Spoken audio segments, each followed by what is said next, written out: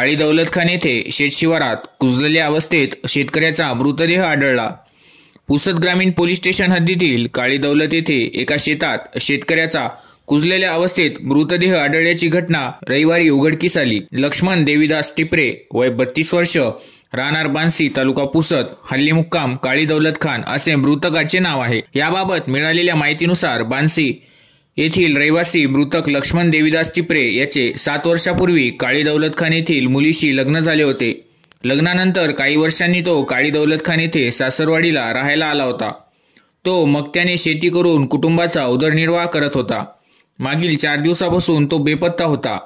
त्यानंतर रविवारी सकाळी त्याचा कुजलेल्या अवस्थेतील मृतदेह काळी दौलत खान खंड 2 मधील शामराव गोभेकर यांच्या शेतातील नालीत आढळून आला। याची माहिती लगेच काळी दौलत खान पोलीस चौकीत देण्यात आली।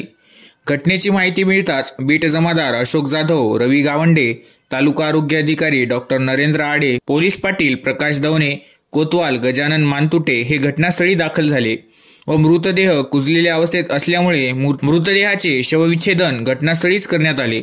सदर शेतकऱ्याचा मृत्यू विष प्राशन करून 3 ते 4 दिवसांपूर्वी झाला असावा असा प्राथमिक अंदाज व्यक्त करण्यात येत आहे। या घटनेचा पुढील तपास बीट जमादार अशोक जाधव, रवी गावंडे हे करीत आहे।